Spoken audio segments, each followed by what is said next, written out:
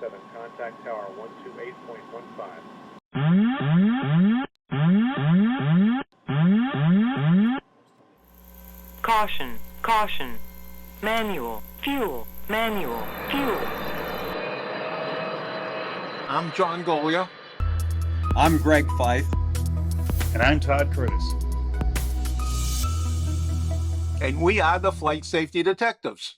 Between us, we have over a century of aviation accident investigation and safety experience to draw on as we discuss issues that affect all of us. So we are qualified to share our perspectives on accidents and incidents and what can be learned from them for the future. We're proud to say that we have two sponsors that really relate to the topic of aviation safety: the Professional Aviation Maintenance Association, or PAMA, and Avemco Insurance. Later on in the show, we'll tell you how you can get a 5% discount on your insurance just for listening to the show. We don't just dissect the official reports. In every episode, we identify safety issues and take the mystery out of accident investigations. So maybe pilots and their planes can have safer flights ahead.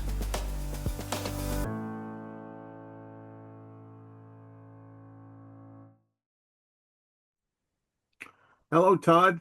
Have a happy new year. And a happy new year to you too. We are doing this show on January 8th, 2026, our first recorded show of the new year. Certainly not our last. Hopefully. Now, before we talk about the serious matters of the day, let's talk about the chilling matters in your own life. It's cold in Boston. It is very cold in Boston. I mean, the 8 o'clock in the morning yesterday was 10 degrees. I went out to go to the store and it was definitely chilly. And I didn't check the temperature before I went out. So I just sort of dressed away, one jacket and a shirt and walked out the door and got a surprise. Well, having lived in Austin myself for a number of years, including at the MIT campus right next to the Charles River, which is adjacent to downtown Boston, I heard that the river froze over, which is a rare event. I think it froze over twice in the 16 years I lived there. Yeah, when I was a kid, it used to freeze all the time. We used to ice skate on the river. I mean, year after year after year. And then later in life, it just didn't freeze over. And we've had a lot of students go through the ice, taking a shortcut across the Cambridge side to the Boston side or vice versa, not to walk all the way around for the bridges, which are separated by a fair distance. Now, having been a student there and having had the urge to take a shortcut, I would have never walked across the ice because even when I saw people skating on the ice, it's like, that looks good from above on the bridge where I don't have a chance of falling through. So that's a risk I didn't want to take. Yeah. And well, of course, the edges towards the land seem to freeze earlier than the middle. And that has probably something to do with the flow of water underneath it or something.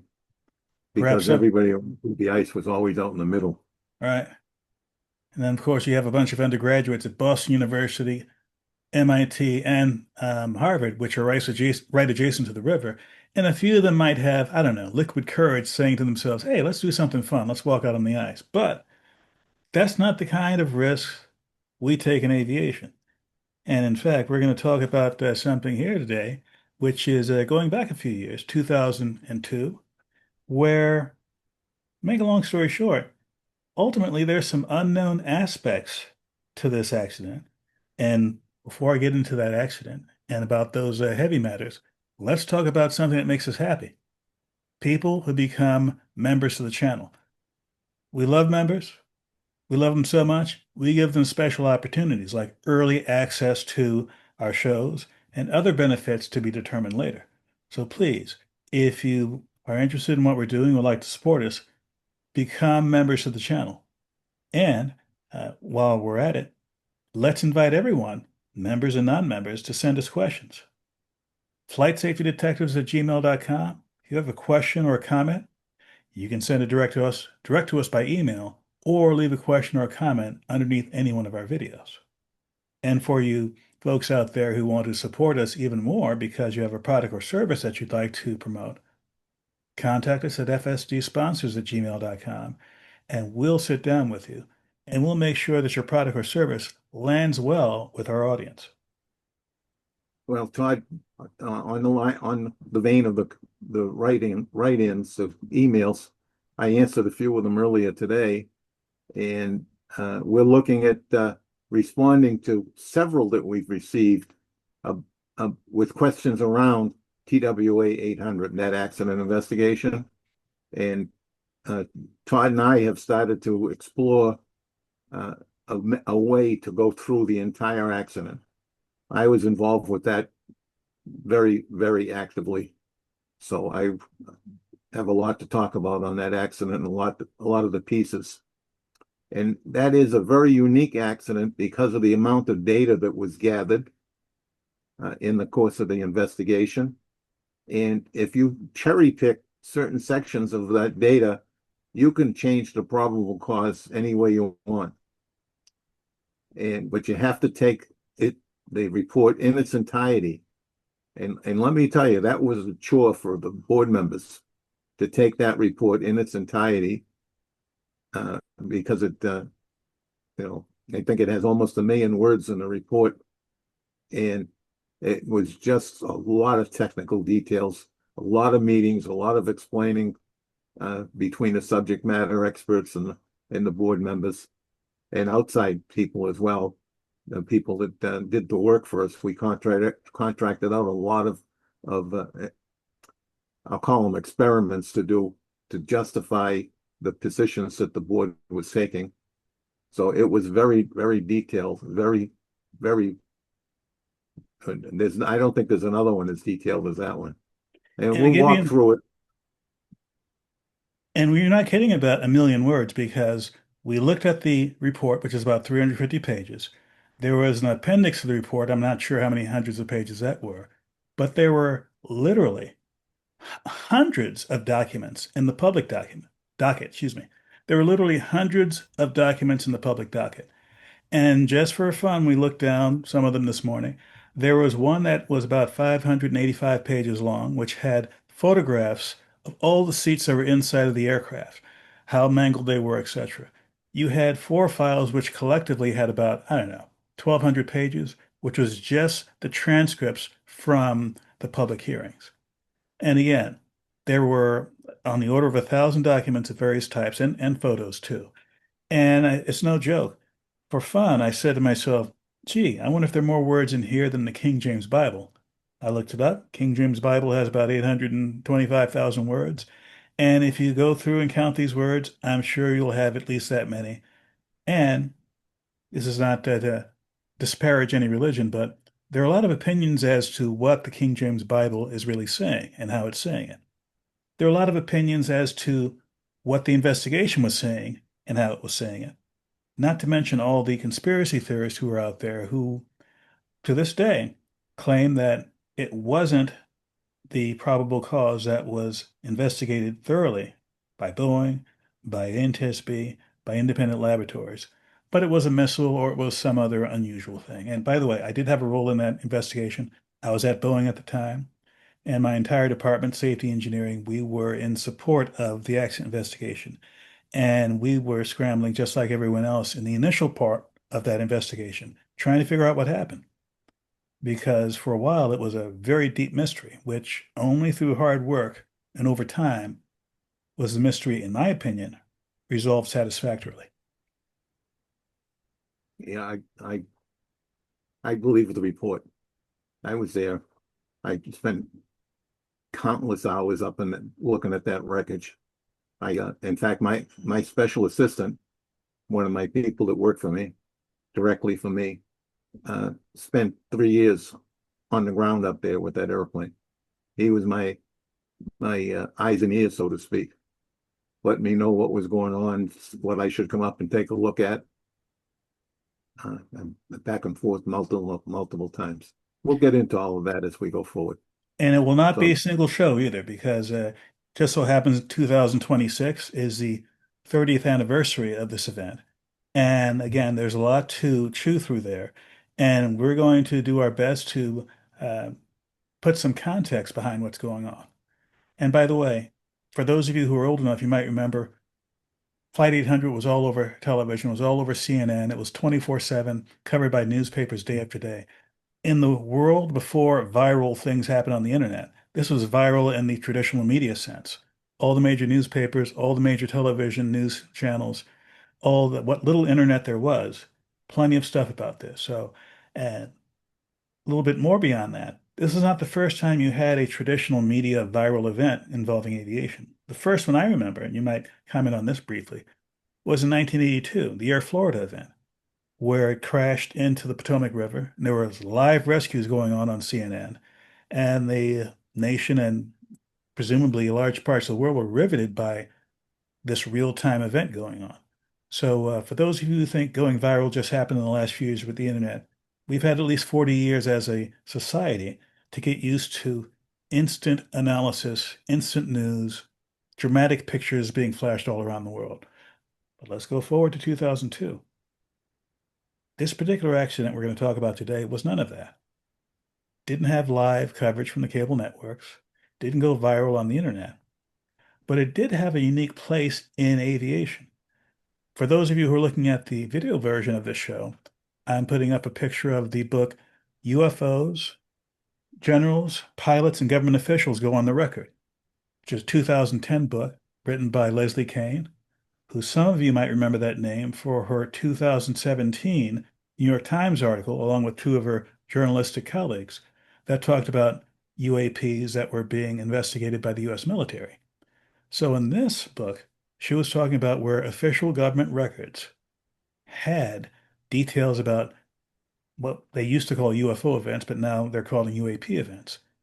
And the one we're talking about today, which happened on October 23rd, 2002 in Spanish Fort, Alabama, near Mobile, was one that was mentioned specifically in her book. And it also happens to be one specifically that you were a part of because you were on the board during that investigation. And you know details about this that goes beyond what was in the report and beyond what was mentioned by Leslie Kean. And let's just say that, in short, her book, she talked about this event and how in the preliminary report, there was an implication that there was some impact with an unknown object at 3,000 feet. But in the final report, that went away. Now, we talked about this off air.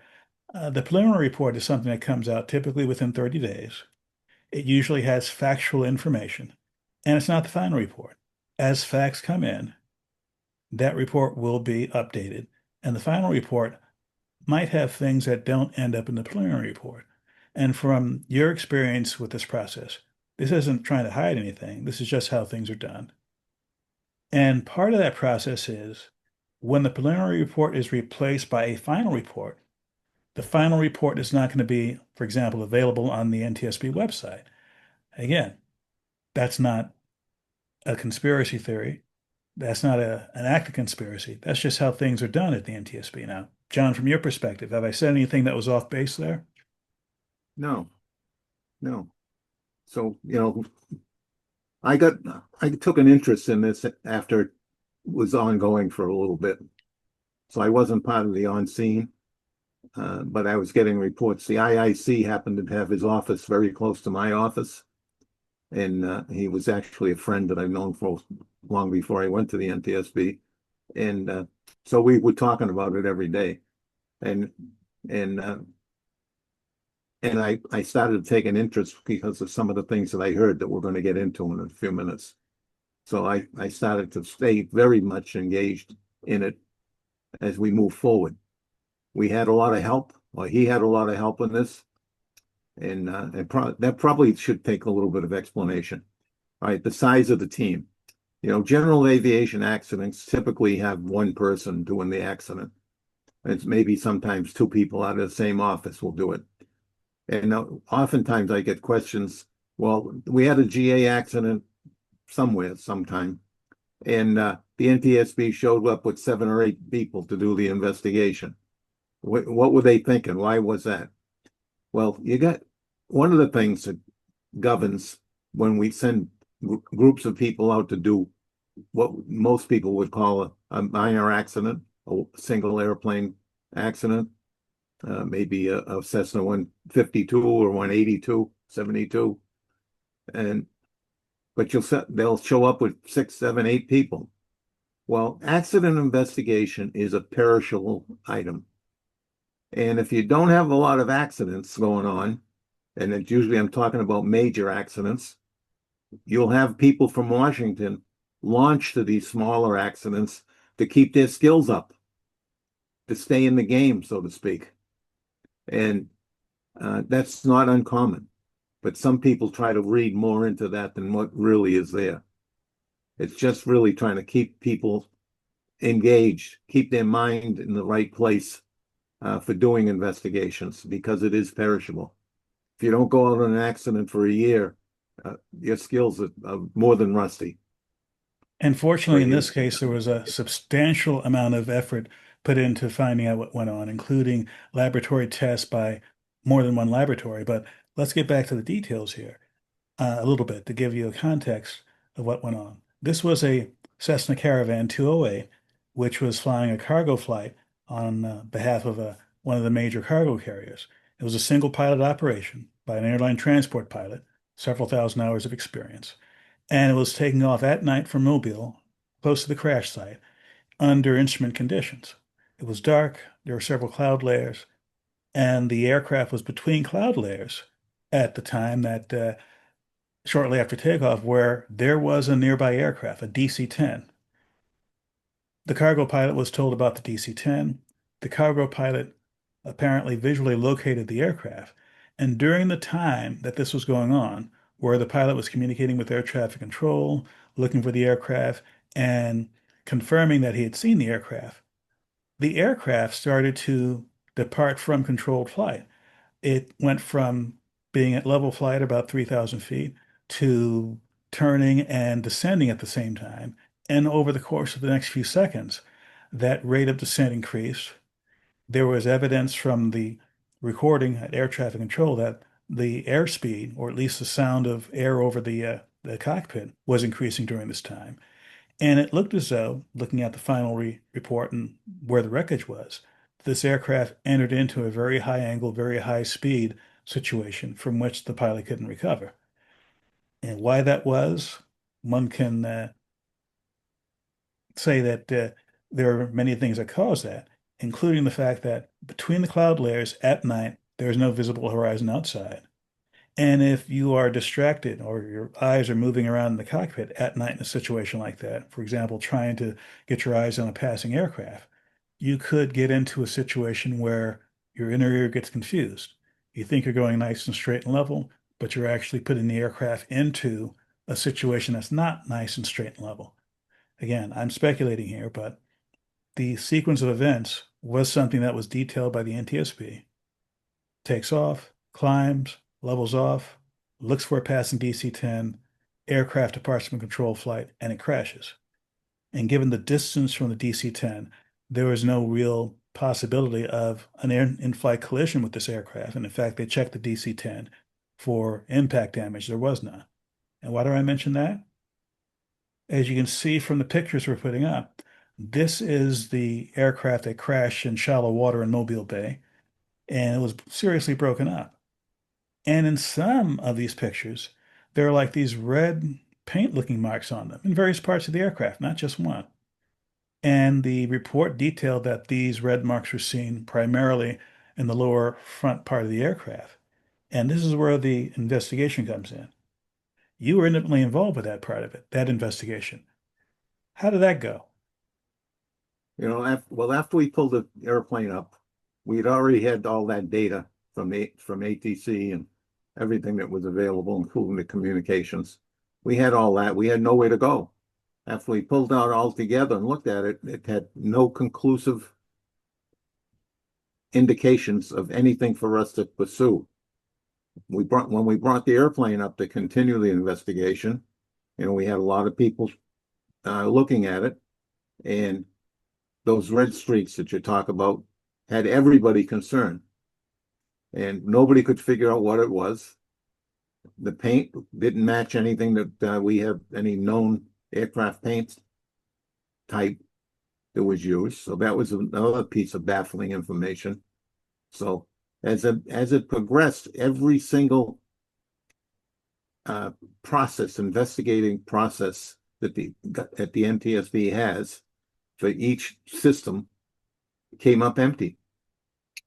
We couldn't find any indications of anything abnormal, except he fell out of the sky and we have these red smear marks damage on the airplane. It was a little tough to determine whether that damage was caused by something that had red paint on it, or if it was impact with the water that caused some of the skin to buckle and the damage to the airplane. So it was really a baffle, because there was just no information there. It wasn't for the lack of trying, because we did put a lot of people on it. We spent a lot of time with it, but there was just nothing to follow up on. Everything was a dead end. But that we zeroed in pretty intently on that red paint and the stripes, because that was the only thing that was abnormal. If that indicated a mid-air collision, radar didn't show it. It was early for stealth. I don't know how much stealth was widely available at that time to the military. We just ran out of options. There was just no place to go.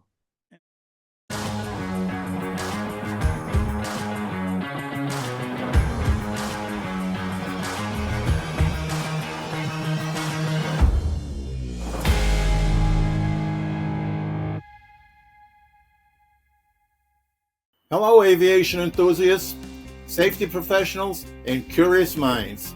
Welcome to Flight Safety Detectives. We are thrilled that you dropped by. Here, we dive deep into the world of aviation safety, from incident investigations and technical analysis to lessons learned and what they mean for safer skies. As a member of our channel, you get exclusive member-only perks, first access to new episodes, live stream discussions, and Q&A sessions. We are a community of fellow safety detectives who love aviation as much as you do. If you're passionate about aviation or just curious about how things work, we'd love to have you on board. Hit join, ring the bell to be notified, and jump into the discussions in the comments. Strap in, because together we're going to explore aviation safety like never before.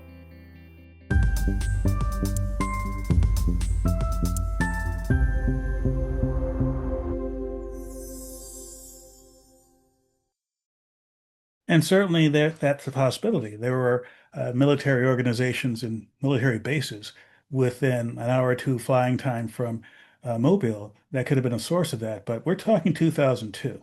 For example, if it was a UAV, a drone of some kind, the drone technology going on 25 years ago was nothing like what we have now. You didn't have the fairly small, compact, extremely sophisticated drones by the thousands in the military. These would have been, many of them, converted regular aircraft that were just converted so that you could fly them without a pilot on board.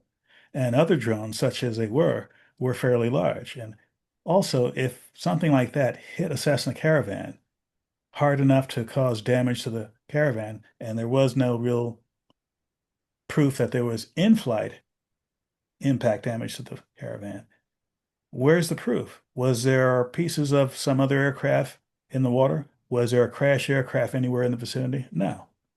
But you had these red stripes, these red markings all over the aircraft, several places. And again, we had shown you several pictures of that. And it's a mystery. If it was from an aircraft, then that paint would have been matched to some sort of paint used in a civilian or military aircraft. But correct me if I'm wrong, there was no definitive match to any paint being used in aviation. Right. We tried every which way. The paint, the manufacturers, everybody.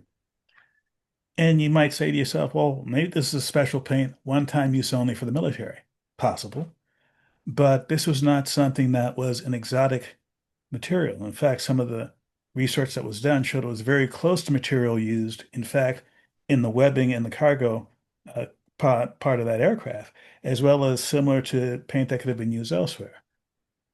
But you have to say to yourself, if you're going to have a specialized paint for an aviation use, why make something so very close to what is already in use now? What would be the purpose? I can understand if it's stealth because to this day, the coatings used for the stealth fighter and the stealth bomber and whatever other stealth aircraft are out there is something that's not only proprietary, but it's a national security situation. To my knowledge, there was no national security interest in this crash, correct? Correct. No, we probed the military and any of the contractors, military contractors in the area, because there is a Navy base there. So we were checking with all of them to see, did they have anything flying that night? Did they have anything that was missing? Did they have anything come back damaged? And in fairness to the military, that's really not the area that they do all that kind of testing. That kind of testing is usually done in the Air Force. It's out in the West Coast, inland, like in Nevada or China. China Lake has the military testing, the Navy military testing. So that super secret stuff is all done out in the West Coast because it's too populated in the East Coast. Too many people with eyes and living on the beaches and whatever. There's not a lot of open space down there. So yeah, it's difficult to do secret testing in a highly populated area. So, but we did look at all of that. We dug deep into that because many of us, and I put myself in that same boat, were very concerned that was it a military secret operation that brought this airplane down. Don't forget, this 2002, and the NTSB had already experienced all the negative claims on conspiracy for TWA 800. Were we covering up TWA 800? Which I can tell you, I didn't see that. Nobody worked on that with me, and so we were sensitive to that. So we were trying very much not to have another accident come up with something that was controversial as far as the probable cause and circumstances around the accident. And this was 13 months after 9/11 as well. So if there was even a hint of something unusual going on, either a military involvement or some unknown actor involvement, this would have had a different kind of intention entirely. And there was none of that attention. There were no threats. There were no military operational things going on in that area. There was nothing unusual in that part of the United States at that time that would call into question whether or not this is something other than a civil aviation accident. We had the FBI in as part of it as well, so they were in looking to see if it was a crime, and they weren't part of the investigation, but they were there on the side, watching what we were doing, running their own investigation, and they had nothing to do. And Leslie Kean pointed out in that passage in her book that the preliminary report implied there was a possibility of a mid-air collision, but it was not there in the final report. And typically, preliminary reports aren't available on the NTSB website. I was able to find it using a website called archive.org, where basically I went back in time and said, give me the page that talked about this event in late 2003 or early 2003. What was it saying? And yes, the preliminary report was saying some things that were not in the final report, including not unusual. And one of the things that was not included in the final report was actually the results, the fact that there were specific tests going on. It was in the public docket, but not the final report. The public docket, by the way, is much, much, much bigger. In this case, much, much bigger than the final report. And you have the full analyses that were done on the paint and other things that were done. So in the fullness of time, a lot of the information that's either supporting the final conclusions or not supporting it are there for anyone to look at. Now, I'm going to call attention to a couple of passages in our book about this event.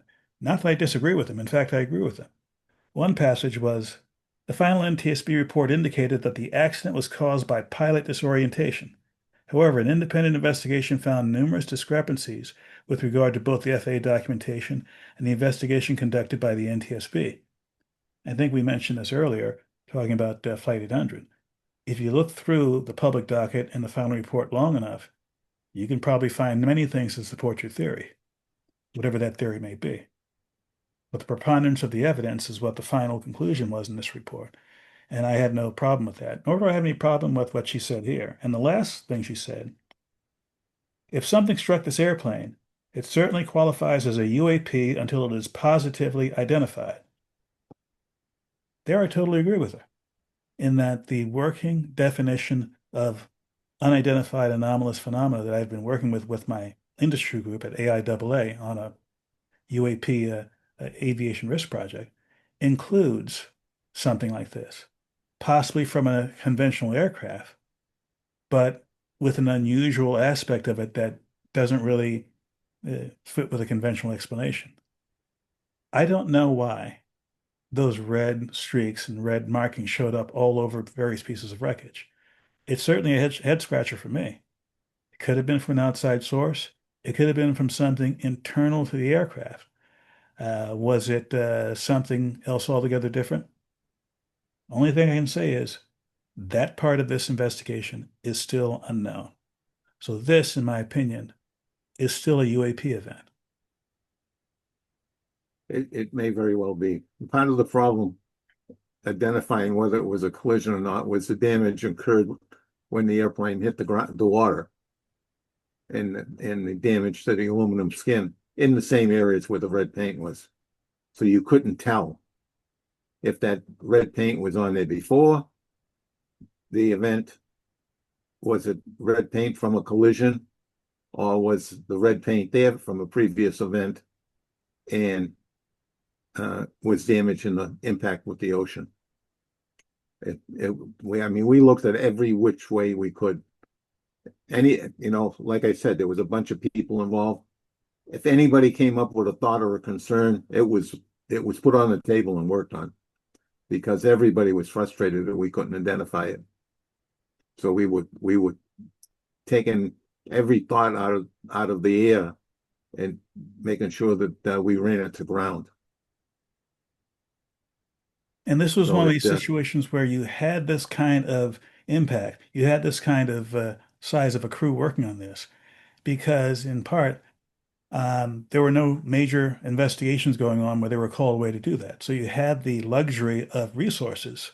That doesn't happen all the time, especially with I hate to call this a lower level event. It was a fatal event, but it's not one involving a major aircraft. It was not one that was crashing in the middle of a major city. It was certainly not one that got any kind of major media attention at the time, even at the time the report was published. Yet it had a very high level of investigation. Yep, timing. Just because we needed to keep the people trained, big focus. Would they have had that anyway? When the IIC found the scrape marks, if he was a sole investigator, would he have gotten the help? I think he probably would have, but maybe not 6 or 7 or 8 people. But he would have gotten some help. Because we still say we, even though I've left it a long time ago. The NTSB doesn't like leaving unfinished business. And you could see that with the USAF 427 crash. 5 years they worked on that. Staff worked on that accident for 5 years before they finally ran it all to ground. So the NTSB doesn't like to leave things open-ended. And certainly that was part of the effort that went on here with this event. But there was just no place left to go. It was really baffling. I personally believe there was a collision, but we couldn't prove it. Could not prove it. Partially because of the water impact and the way water damages airplanes when they hit the ground, or even in the ground. But water is a little different. It's pretty solid when you come down, and it does a job on the aluminum skin and structure. So, despite the best effort of half a dozen people, they couldn't break through. And that, I think, brings us to the second to last word for this one. And an unusual second to last word. First thing I want to do is thank Leslie Kean. This was a great book that I'm quoting from. There was a lot of detailed reports from not just U.S. government, but governments around the world that 15 years ago, 16 years ago, were taking the UAP subject then called UFO subject, very seriously. And as I said before, I'm working with an AIAA committee right now where we're looking at this as an aviation safety and aviation risk issue. And one of the issues I'm going through is, are there things out there in the official records that have the look and feel of a UAP? This is one of those. And I don't disagree with Leslie Kean on many of the things she said in this book. In fact, I had the pleasure of interviewing her back in 2013, and I'll have a link to that interview where we talked about various issues that didn't really get taken seriously by the aviation community until the last few years. So I'm glad to see that these reports that are in the past are still there for us to look at again, like we did today, and see whether or not there was anything more we can understand about whatever this unknown thing was. So, in the future, if there are things like this, I'm sure the quality of investigation will benefit from work like what Leslie has done, work that my committee's doing. And one hopes that, we don't have many opportunities, just like I don't want to have many opportunities to investigate any accident. But the fewer unknowns there are, the better it is for aviation. Yes. And for the last word, I will continue to say we need to pay attention to details. The general aviation accident rate is still high, too high. Too many of them occurring. Too many young pilots having accidents. So please, if you're going to fly, do a good job of pre-planning your flight before you go to the airport. When you get to the airport, please compare them. Do it over again and compare them. Make sure they're the same. Make sure nothing has changed, like the weather. We still got some weather accidents occurring, which we shouldn't have. And I still see lousy pre-flights. Just saw one yesterday. Lousy pre-flight. Very brief. What I mean by lousy is somebody came out to the airplane, first flight of the day, very, very briefly walked around his airplane, climbed in, pulled the chocks, climbed in, and less than 10 minutes later was gone. So very, very brief first flight of the day, which is crazy. But you've got to pay attention to your airplane, and you've got to know what you're looking at. So please, if you're concerned that you might not be looking at all the right things, get a mechanic that looks at it, because mechanics look at airplanes different than pilots do. And let them show you what they look for in the airplane. Please, please put that head on a swivel when you take off. Mid-air collision just this week in New Jersey killed 2 people. Right at the airport. So please put your head on a swivel after you take off, and please fly safely.